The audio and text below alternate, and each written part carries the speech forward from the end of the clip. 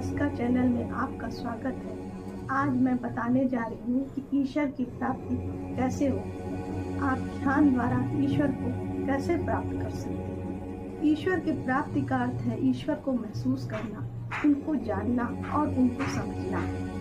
यह एक गहन आध्यात्मिक यात्रा है जिसके लिए विभिन्न प्रकार के योग बताए गए हैं। सबसे पहला योग ज्ञान योग। इस योग में मनुष्य इस मार्ग में ज्ञान के तर्क के माध्यम से ईश्वर की प्राप्ति कर सकता है। दूसरा है कर्म योग। इस मार्ग में मनुष्य निष्काम भाव से, प्रेम से अपने सत्कर्मों को अपनाकर ईश्वर की ओर अपने कर्मों द्वारा ईश्वर की प्राप्ति कर सकता है।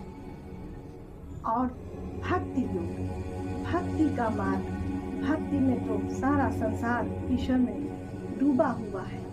आप इस डूबे हुए संसार में अपने आप को इतना आराध्य बना लीजिए ईश्वर का कि वो भक्ति रस अपने आप दिखाई देने लगे। और भक्ति ईश्वर की आराधना द्वारा आप अपने आप को ईश्वर की प्राप्ति का एक मार्ग बना सकते हैं। सत्संग, भजन, कीर्तन, ध्यान, ये सब भक्ति योग के द्वारा ही हो सकता है, जिसके द्वारा हम ईश्वर की प्राप्ति कर सकते हैं।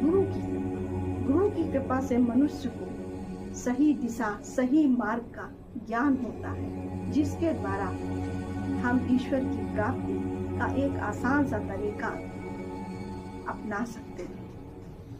फिर एक आत्मज्ञान की जो राह है, रास्ता है, उससे समझना आप में एक बहुत बड़ी बात है। स्वयं को समझना, अहंकार से मुक्त होना, प्रेम के साथ ईश्वर की ओर बढ़ना, ईश्वर की प्राप्ति का यह एक सरल मार्ग है। दूसरा है निष्कर्म। निष्कर्म की प्राप्ति एक व्यक्तिगत यात्रा है और प्रत्येक व्यक्ति अपने लिए उपयुक्त मार्ग चुन सकता है। बताइए दोस्तों, आप इन सब मार्गों में कौन सा मार्ग चुन सकते हैं? जो भी मार्ग चुनना चाहते हैं वो आप में लाइक, कमेंट और सब्सक्राइब करके बताएं।